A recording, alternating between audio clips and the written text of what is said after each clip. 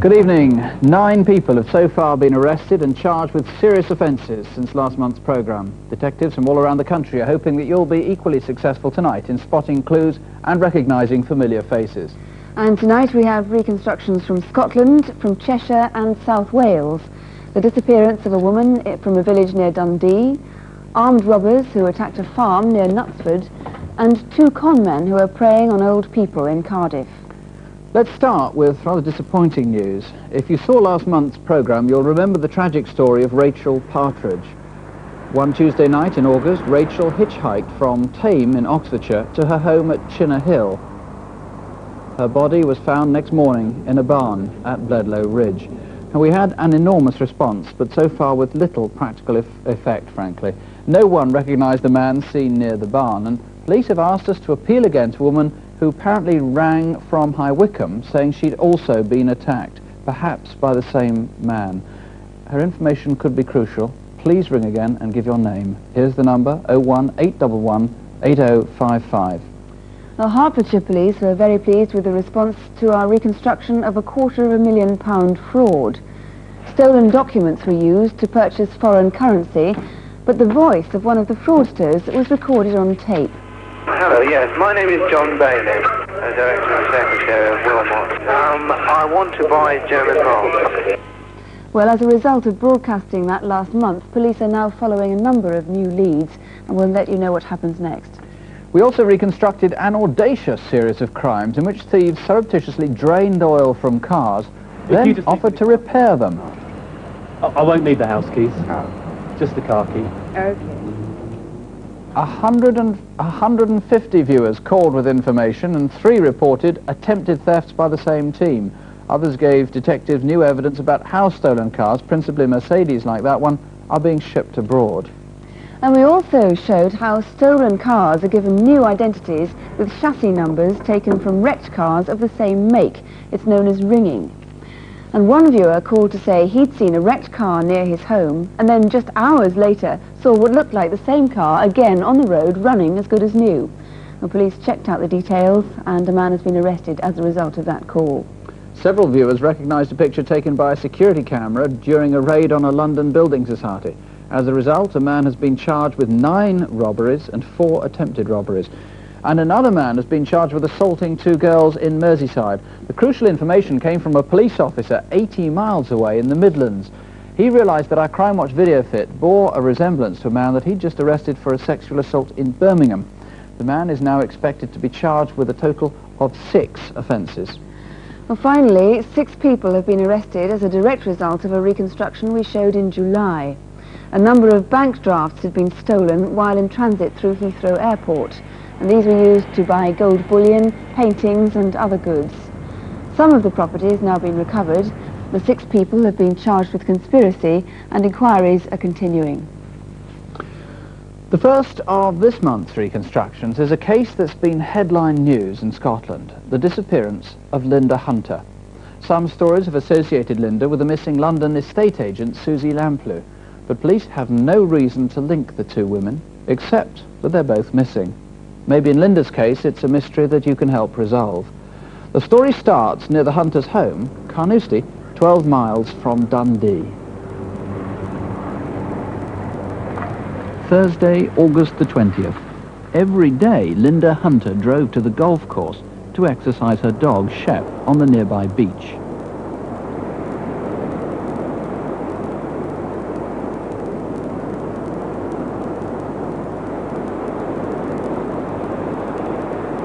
Lynda was generally in high spirits. She'd just discovered she was pregnant. She worked at a residential home for the elderly in Dundee, but she and Shep were inseparable. She always took him with her. Though only 30, Lynda was second in charge of the home, a job that frequently involved working nights. At 6:30 that Thursday evening, Lynda phoned her mother. I'm all right, but I'm feeling a bit sick. She was devoted to her parents, who were both unwell, and she phoned them almost every other day. Yeah, bye. Lynda and her husband both had that Friday off, but Lynda had early morning sickness and stayed in bed.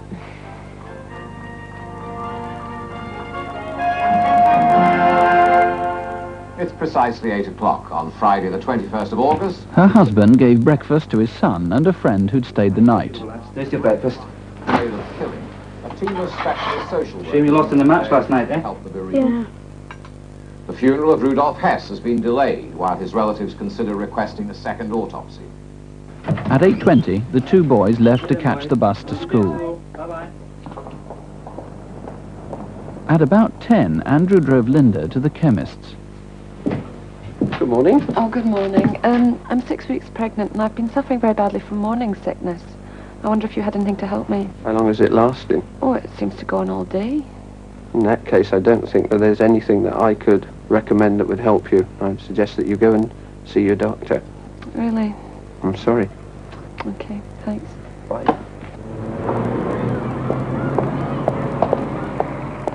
Lynda went round the corner to the health centre and asked for a prescription from her doctor. Well, actually, Dr. McKendrick isn't in the health centre at the moment. I'll speak to him when he comes in and ask him, but he may want you to make an appointment. Would you call back just after 11 o'clock and I'll have seen him by then? Thank you. Thank you. Bye. Frustrated by all this, and by now feeling ill and irritable, Lynda went home with Andrew. For some reason, she began to pack the bag she used for her night shifts, though she wasn't due at work until the following afternoon. Maybe she was going to her parents.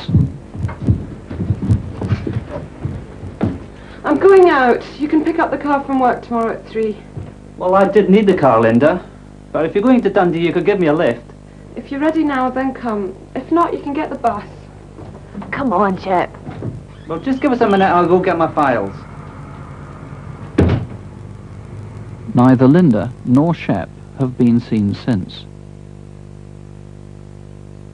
Lynda often did stay with her parents, and they lived in Glenrothes, but they weren't expecting her. At any rate, Lynda's car, with or without her at the wheel, almost certainly took one of these routes south.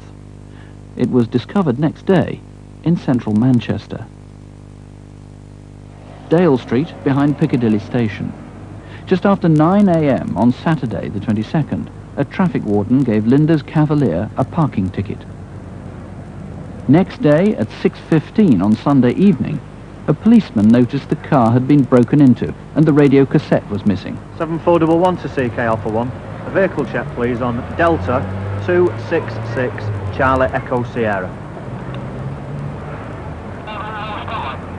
Yeah, you check on Delta 266 Charlie Echo Sierra. Shows to a Vauxhall Cavalier in white. Registered to Lynda Kearns. Could be using the name Hunter. I've got an entry by Tayside Police. Missing from home. When police examined the car, they found suggestions that Lynda had not been the last driver.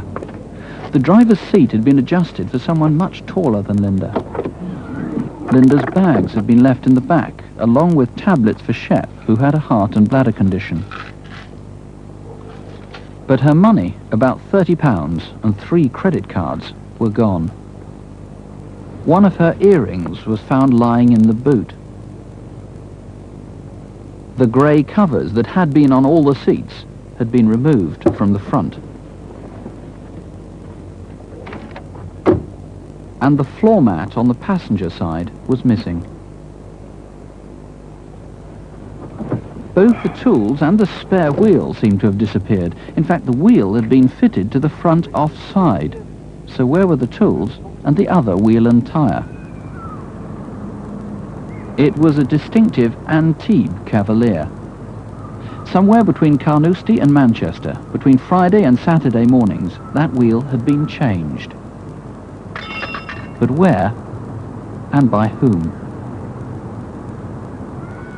Lynda, it seemed logical that whoever took off the seat covers and took the mat away from the floor was doing so to make sure there were no forensic clues left behind. This is certainly a very strong possibility. I know that technically you are not investigating a crime, but you must be fairly pessimistic about the chances of finding Lynda. We're very concerned for Lynda's safety, and I would certainly appeal to Lynda, if she should be watching this programme, to please contact us. Do you think there is a faint possibility she might still be alive? A remote possibility, I think. Now, her dog, of course, is also missing. Live or dead, may have been found. He's quite an old dog, 14 years or so. Yes, the dog's 14 years old. It's a cross collie. It has several distinctive features. All 4 feet are white. The dog has been neutered, and there is a small operation scar on the right haunch. Now, it also had a heart and bladder condition, didn't it? Yes. That's hence the pills. Maybe a vet has got some information about that. But it's only that very distinctive dog with that scar on the right back leg that we're interested in. Also, of course, there might be witnesses to the drive down, because that car, D266CES, had a puncture, by the looks of it. Yes, we would be very interested in anybody who may have seen the car between Carnoustie and Manchester on the 22nd of August of this year. It's quite a distinctive car. Incidentally, if anybody's found that tyre, the tyre itself, I know it's an MXL radial. Anybody in the tyre business would know that's very rare, and it's obviously very rare to find one attached to a wheel somewhere. It's unusual, and it's unusual insofar as Vauxhall fitted it to that particular model, the Antibes, which there was only 2,625, I believe, produced. I think it would be most unusual to find that wheel and tyre lying by the roadside. Well, the best hope, perhaps, is that someone has found some of that material discarded from the car. Whatever information you have, do call us if you can help in any way. 01811 8055. That's 01811 8055. You can speak to a BBC researcher or to a detective, all in the strictest confidence. If you prefer, you can call the incident room at Dundee. That's 0382 232 00. That's 0382, the code for Dundee, 232 00. Well, now to Incident Desk, and tonight a hit and run in Merseyside, a series of armed raids in Cumbria, and the search for a conman in the southwest of England. Here are Superintendent David Hatcher and Constable Helen Phelps. We'd like your help to solve the murder of 37-year-old Elsa Hannaway in the Moss Side area of Manchester early on the 30th of October. After an evening out, Mrs. Hannaway was seen outside the West Indian Community Centre in Westwood Road at 1:15 a.m. But from then until about 2:30 a.m, where she went is unclear, and Manchester police are very anxious to find out about her movements during that time. Around 2:30 a.m, a couple in a car saw a man attacking a woman just inside the entrance to Whitworth Park in Moss Lane East. This is a video fit of him.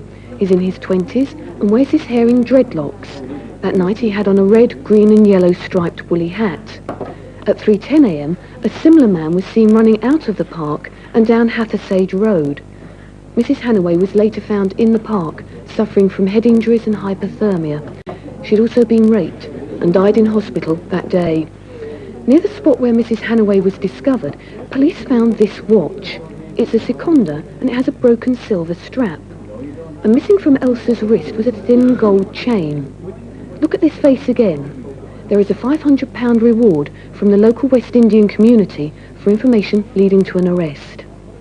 Shortly after 1 a.m. on Saturday the 10th of October, 31-year-old Daniel Callahan was knocked off his bicycle on the A506 Kirby to Ormskirk Road in Merseyside. He was killed instantly, but the driver of the car did not stop. However, particles of red paint as small as this were found on Daniel's clothes. If it's the car's original colour, it's one of 2 types. Most probably it was a Volvo 340 or 360 model in signal red and manufactured since 1984. Or it could be one of these Jaguars, the XJS, XJ6 or 12 models in Sebring red and made between 1981 and 1983. And tiny glass particles indicate that the car's windscreen was most probably damaged in the collision. Now, if you know of a red car similar to these with damage to the front bumper, bonnet and windscreen, please ring us now. We'd like to talk to this man about 6 building society robberies in the southeast area of London. He is seen here in the Anglia Building Society in Bexley Heath in April this year. He threatened staff with what we believe is a gun carried in that white plastic bag and got away with nearly £2,000. He's about 25, 5'9" tall, slim build with dark brown hair. He has robbed 3 other building societies and so far he's got away with nearly £6,000. Give us a call if you know him. There is a reward for information leading to arrest and conviction. Next, an armed robber who's been operating in Cumbria. Here he is in a building society in Carlisle on the 7th of July. He may be one of the two men who've taken over £24,000 in 6 similar raids in Penrith, Preston, Workington and Carlisle. This video was taken from inside a toy shop as the man hurried away from the building society in Workington. These artist's impressions were done by witnesses to 2 of the raids, and they appear to be quite similar. But this one could be the second man. So call us if you know them. There's a reward of £10,000 for information leading to a conviction. This is the face of a con man operating throughout the southwest. He calls himself Peter Davis or John Carr, and over the past year he's been obtaining credit from chain stores by using a false AA membership card as proof of identity. To date he's committed some 25 offences amounting to about £54,000 in all, and in towns as far apart as Penzance and Bristol. As Peter Davis, he gives either a home address in Burris near Helston in Cornwall or that of a false company, Alpha Electronics in Exeter. As John Carr, he gives an address in Torpoint, Cornwall. If you recognise him, please get in touch. The number to call is 01811 8055. That's 01811 8055. Well, next tonight, a tale that's all too commonplace. Con men posing as officials in order to gain entrance to people's houses and commit an easy burglary. Thousands of this type of case are reported every year. But the thieves in this case, we're about to show you, posed as waterboard officials, and they've been operating in South Wales around the Cardiff area. They choose easy targets, vulnerable elderly people who live on their own. In our reconstruction, our victims are played by actresses, and we've changed the names to protect their identities. The first 2 live in the Whitchurch area of Cardiff. It's 4 o'clock in the afternoon on Saturday the 26th of September. 84-year-old Gwyneth Maxwell was returning home after a holiday in Torquay. Well, there's nothing been happening here much. The weather's been so cold. 20 minutes after she got home, a neighbour called round for a cup of tea. They kept fine for us. Oh, I'm so pleased. Because you needed a break.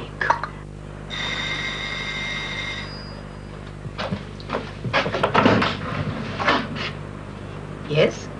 I'm sorry to trouble you, but there's a burst water pipe just up the road. Well, there's nothing I can do about it. Well, the thing is, I've been told to come and check the water to make sure it's not contaminated. There's nothing wrong with the water. Well, I've got to check it.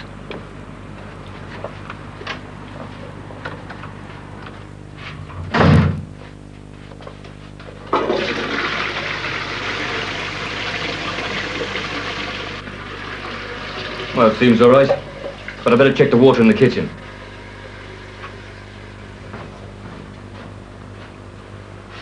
Well, I'll just check the taps.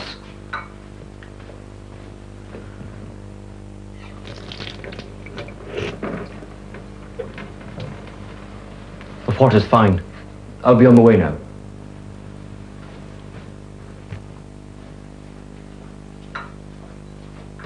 Both women thought the man's behaviour very suspicious, and they watched to see where he went.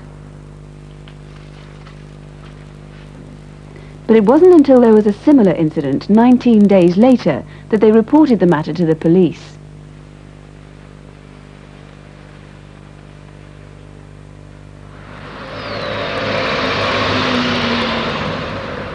Just a few doors away, on Thursday the 15th of October, at about 2:30, 79-year-old Avril Jones was taking her rubbish out.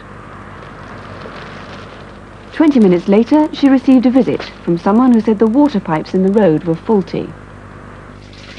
Can you press down on the cold water tap as firmly as possible? Yes. Whilst I go upstairs and check the bathroom. Here, use this cloth. All right. Now, you'll hear some bumping and banging, but eventually the water will come out muddy.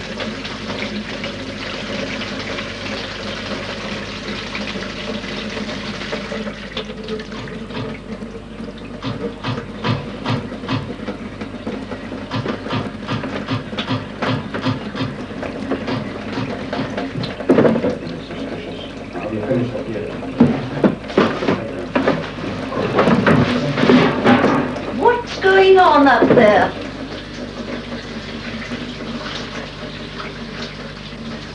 What's going on out here? Who's he? Now, it's all right. He's with me. Now, what time does your husband get home? Well, I can't say, but if it's anything to do with the pipes, you put a note through the letterbox. I'll do that. Realising she'd been conned, she phoned the water board, too late. But she was lucky. The men found nothing of value and had left empty-handed. But like many old people, Mrs. Jones was too shaken to give police a good description of the bogus officials. However, house-to-house inquiries revealed the visit of 19 days earlier, and Gwyneth Maxwell was able to help police build an identikit picture of the man who'd called on her. How's that? Absolutely. 8 days later, October the 23rd, in the Cateys district of Cardiff. At about 1:30, 86-year-old Louise Thomas was returning home from the post office. She, like all the victims, lives on her own.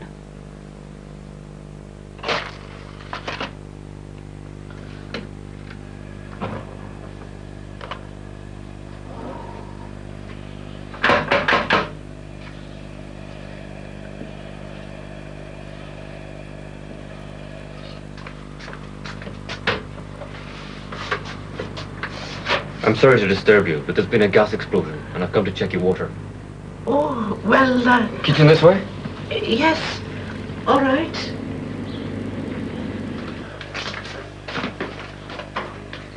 I've just got to check the purity. Can I have a glass of your water, please?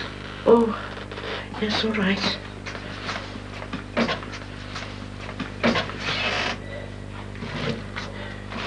You are. Looks all right. Better test it. It's okay. Nothing to worry about. Do you live here on your own? Yes. I'm from a family of 15 myself, so I'm used to a large family.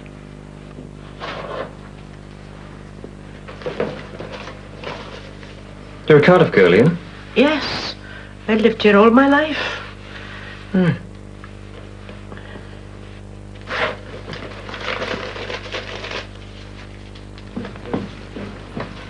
be on your own. Oh, it's fine. Nothing to worry about. I'll be on my way now. Good. In just a few minutes, the burglars had got away with more than £3,000. But it was 2 hours before Miss Thomas realised what had happened, that her savings were gone. 15 miles north of Cardiff, on the A470, is the expressway service station. On the afternoon that burglary happened, witnesses remember that this car broke down there and was abandoned by 3 men. A routine police inspection a few days later revealed the missing handbag. Documents belonging to Miss Thomas were still inside, but the money, of course, was missing. Well, Detective Chief Inspector Alan Buck is investigating the case, and just about an hour ago you had another report of a very similar incident, didn't you? Yes, at 3:30 this afternoon, a similar incident occurred in Kidwelly in the Dyfed-Powys police area when £1,500 was stolen from an elderly couple. So you think it could be the same people? They could well be the same people, yes. Right. Perhaps we could have a closer look at the identikit picture that we saw Gwyneth Maxwell helping you with. The description is of a man in his early 20s, about 5'9" tall. He spoke with a polite voice and an Irish accent, and he had very neat, fair hair. And the Irish accent is consistent to all the witnesses' descriptions, isn't it? Yes, that's right. Now, while we were actually filming our reconstruction at the service station, several more witnesses came forward. They did indeed. They had seen 3 men. Again, these 3 spoke with Irish accents, in fact spoke in Gaelic, leaving the scene. Right.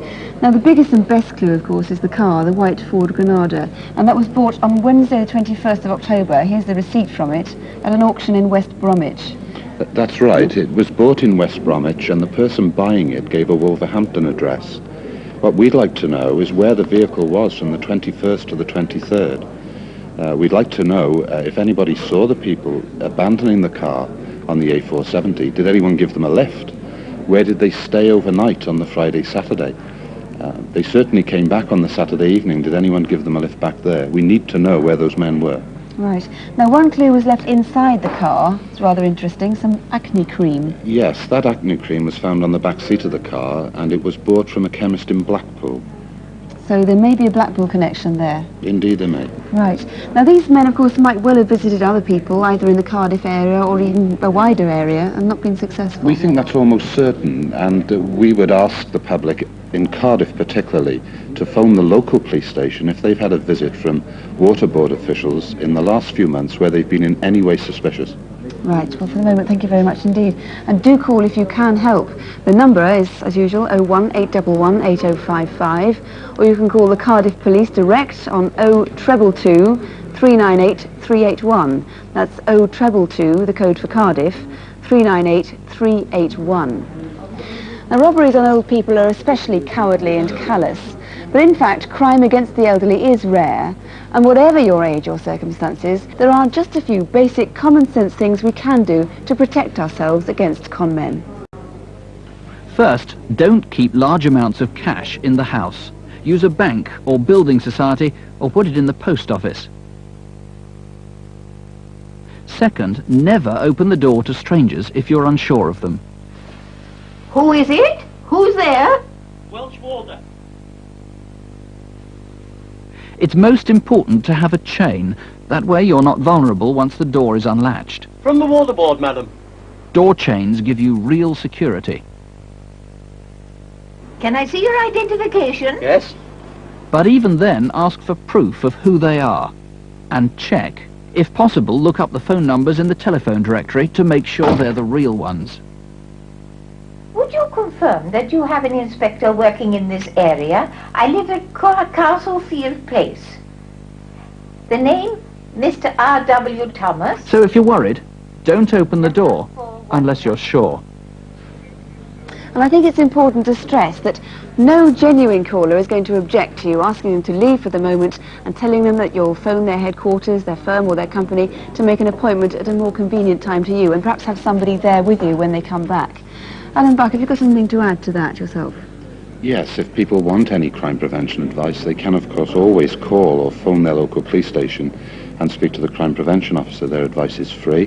They may prefer to ring organisations such as Help the Aged, Age Concern, and in Cardiff the Victim Support Scheme would be also very willing to help. Right, and the crime prevention officer will advise on all these and any grant schemes that might help you with any costs for equipment you might need. That's right, Sue, yes. Right, thank you very much indeed. Nick? I'm not sure if you can see from the scene behind me, but all the lines here are busy at the moment, all 40 lines into the studio. Please persevere if you're trying to get through. There's been a considerable number of calls on pretty much all the cases that we've dealt with. Already one man is thought to be in custody on one case. We'll bring you more news of that later on. We move now to another crime that's aimed at individuals in their homes. It took place at an isolated farmhouse, but even so, the robbers managed to attract quite a lot of attention to themselves. The victims were two women, one of whom was expecting a baby in just a few days' time. Neither was physically hurt, but the gang was armed with a shotgun, and the whole neighbourhood and the police want your help to find the men responsible. The attack took place near Knutsford in Cheshire, but our reconstruction begins at Stockport on the southern fringe of Manchester. The date, Wednesday, October the 14th. 10 to 12 on Wednesday morning at Brighton Road Industrial Estate. Brian Mottishead, a warehouseman, had gone for lunch.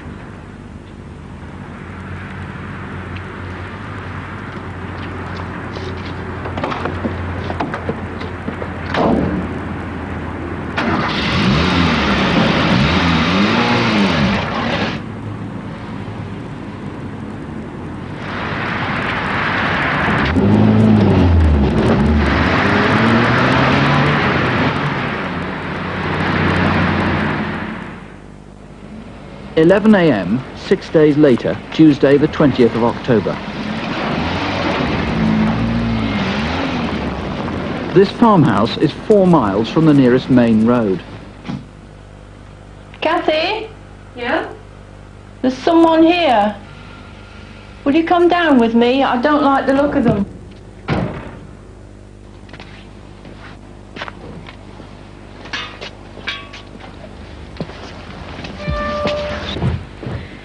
expecting anyone, are we?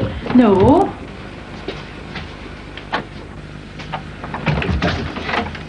Hello? Hello, love, is Chris in? No, he's not in. What do you mean he's not in? We've come to do the job, he must be in! The blanket! Get a blanket!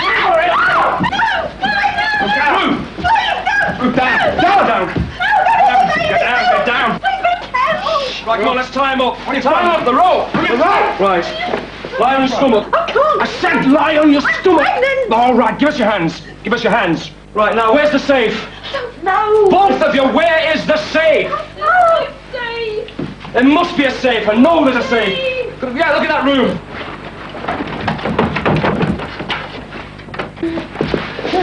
Oh, come on, love, where's that safe? There's no safe. Where's that safe? There's got to be a safe. Here. There's no safe. Where? Take my watch. Never mind your watch. Where's... What? There's cash upstairs. Where? Dressing table. In the dressing table? Dressing table. Oh.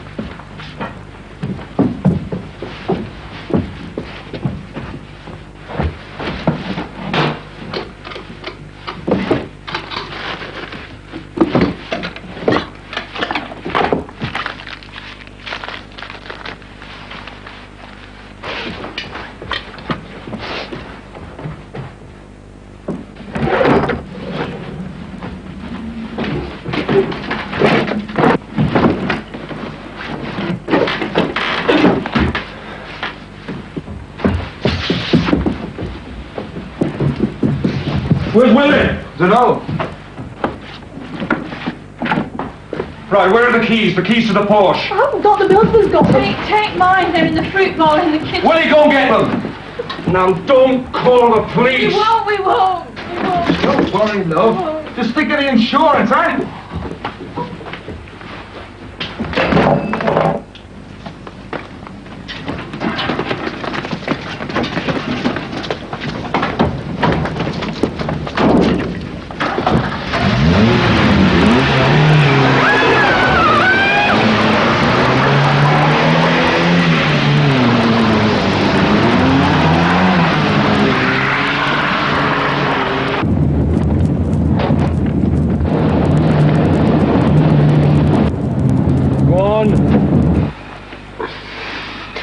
You all right, love? Yeah, nearly got loose. How are you, love? I can't do it. Oh, I must get to the other phone upstairs. Oh, my God.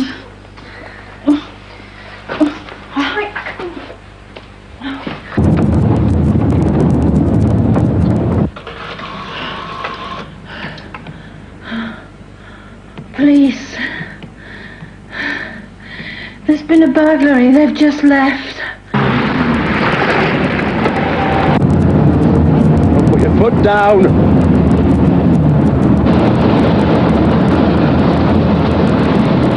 Oh, shit! Watch out!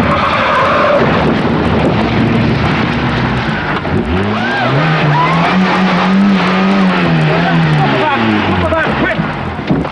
Oi!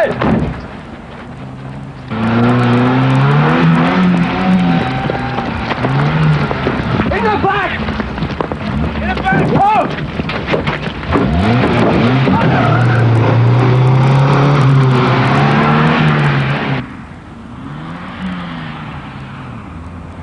Winslow to all patrols, observations for a white van believed involved in armed robbery at Bollinghouse Farm, Mobley.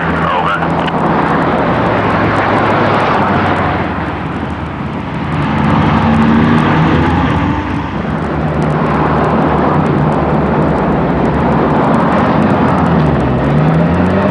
272 to Wilmslow, urgent.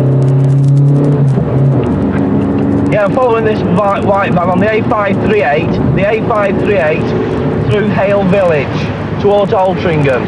Received.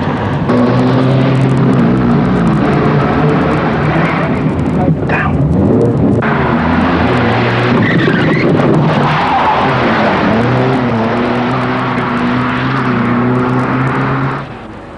This is a private drive off the Hale Road at the north of Hale Village.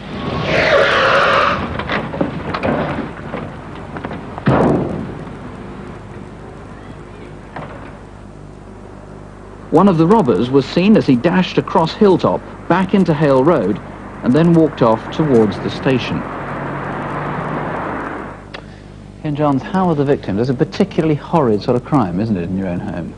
It is. Fortunately, the girl has now had a baby daughter and she's fine. But she's been through a very traumatic experience, as have all the family. So much so that they've now moved out of the house and out of the area. It seems a pretty incompetent gang. Let's come back to that in a moment. But where did they go when they split? Do you know, in Hell Village? Well, all we know is that they went towards Altrincham. They went towards Delahaye Road, along Hale Road.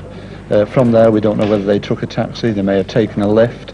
They may have gone to the railway station, and we appeal for anybody that could help us in that matter. The van was stolen, as we saw, in mid-October. It disappeared then for 6 days. You must presumably want to find out where it was until Tuesday the 20th of October. The main source of interest is that when this van was stolen, it had on it some stickers. It had an Italian flag on the bonnet of the vehicle, and also had a Costa Pure Coffee sign on either door, and these were missing when the van was recovered. Now, the robbers themselves, we've got quite a good description of one of them, I gather. We have, and there was a good video fit of it. This man is 6 foot tall, he's white, he's 25 years of age, he's very slim, with a pale, long, thin face.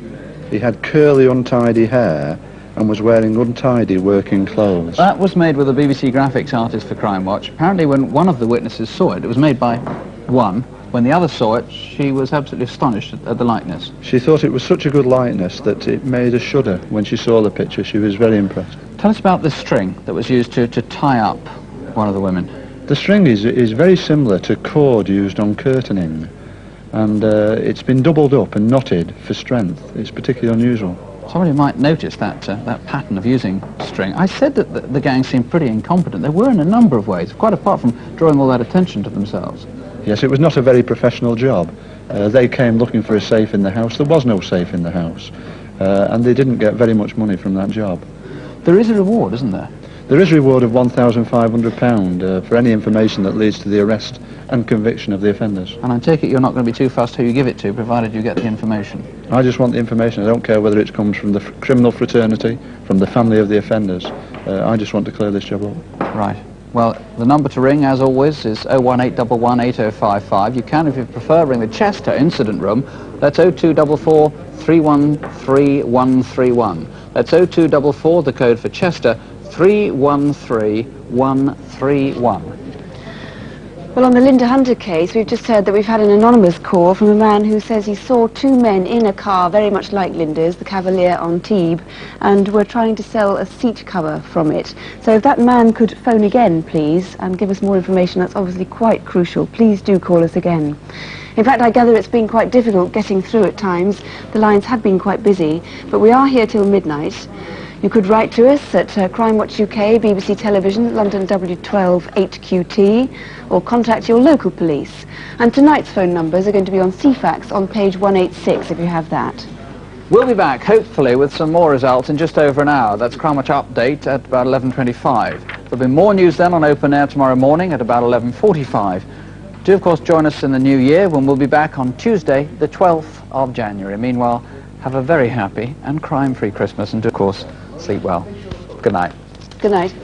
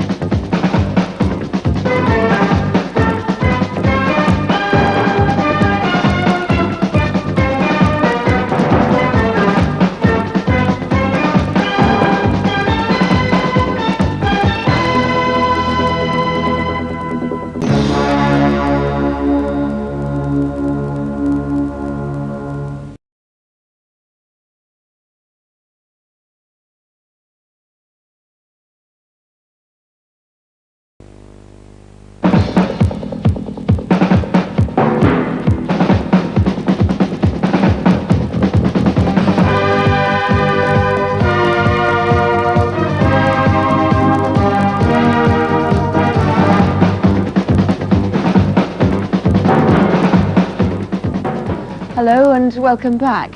It's little more than an hour since we came off the air, but already detectives have been checking leads, and there is quite a mountain of work for them to do now. There's still more coming in too, the lines are still busy, but let's run through what we've found out so far. Let's start with the mystery of Lynda Hunter, the woman who vanished from near Dundee in August. I'm going out. You can pick up the car from work tomorrow at 3.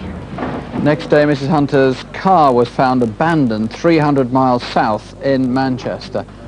As with the quite separate cases of Shirley Banks and Susie Lamplugh, Lynda has quite simply disappeared. I should stress there's no known connection between the cases, no reason why there should be any, but you are fairly pessimistic, and you and the family, I gather, are fairly resigned that she is likely to be dead. That's correct, Nick, yes.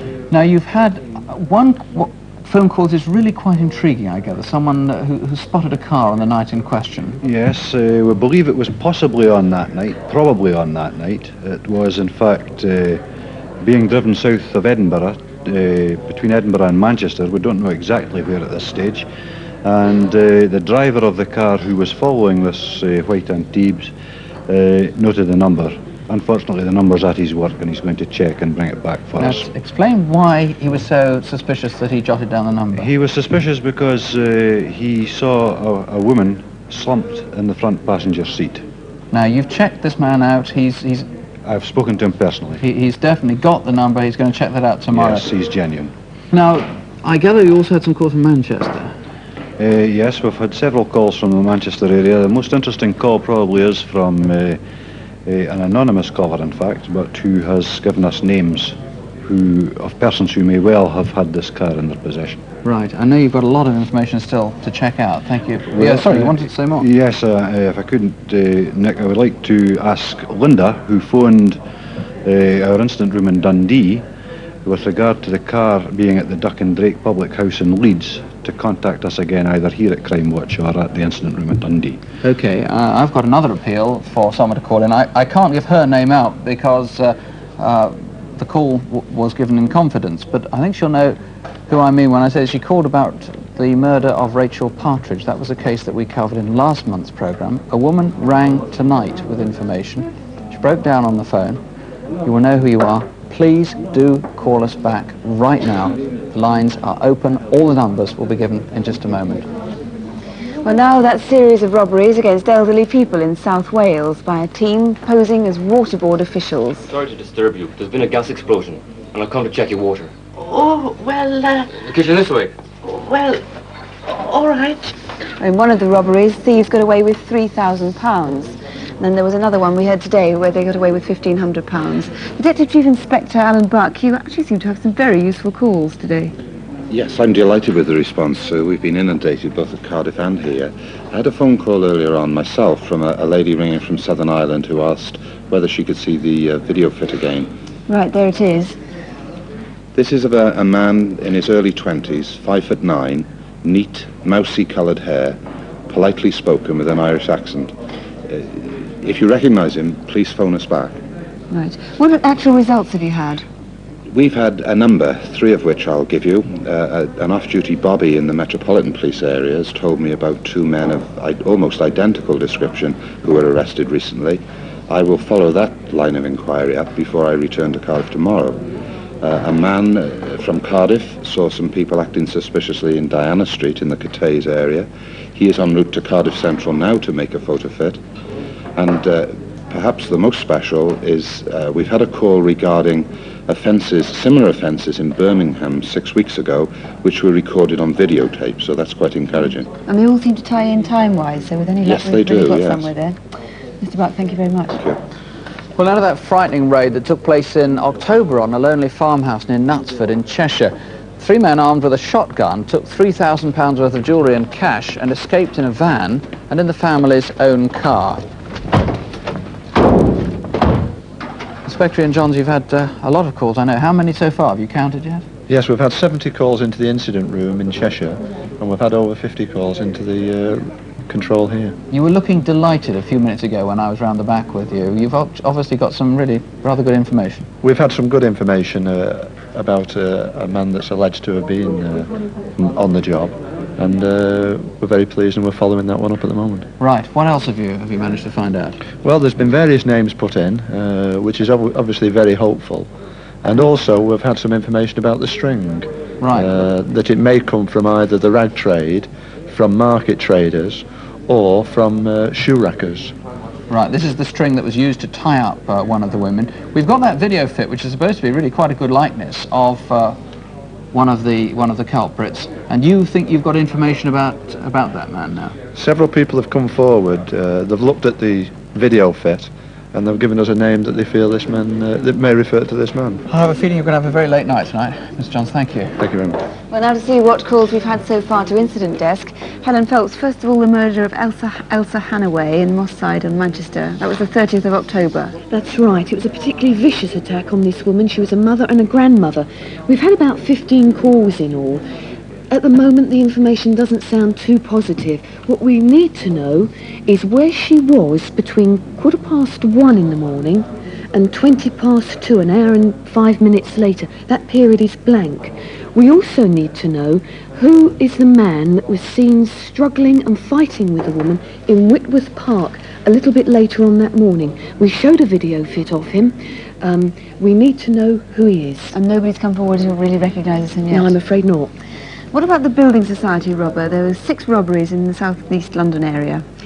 Quite a few calls have come in, a number of them from police officers. In fact, police at Paddington in London have phoned in saying they have arrested someone today who closely resembles the robber that we saw in one of the video pictures. So that one will be checked out. And finally, the con man, who is called Peter Davis, alias John Carr, and he's been getting credit from shops all over the southwest of England using a false AA membership card. Well, names have been given in to us, but one viewer has said he believes it's a salesman who's been travelling in the southwest. He has provided the name of the firm, so the officers here will be able to, well, as soon as possible, check up with the firm. Right, Helen, thank you. David, what about the killing of Daniel Callaghan? He was hit in that hit-and-run accident. Daniel was on a bicycle on the Ormskirk Kirby Road, the A506. What have you got on Yes, a that? very sad case. We've had a lot of calls about it, Nick, and a lot of people have tried to help us with details of the vehicles. Remember, we mentioned that we think if the paint is the original colour, it's a red car, and it's either a Jaguar or a Volvo. A lot of people have rung in to say there are other vehicles with the same colour paint, and that is true, but they don't have the same undercoat on them. So it's definitely one of these 3 cars, types of car. That's right. Now, the other thing that's been mentioned as well is that we showed fragments of glass, and they say Volvos and Jaguars don't have toughened windscreens, which again is true. That glass, we know, is from a laminated windscreen, so again it goes down to a Volvo or a Jaguar.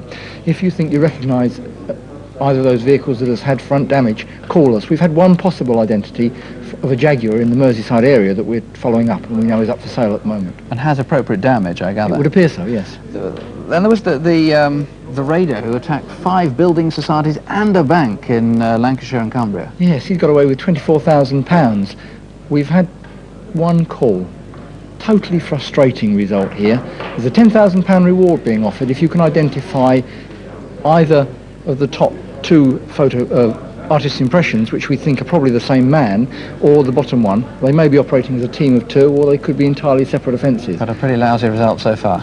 Dreadful. Right, so...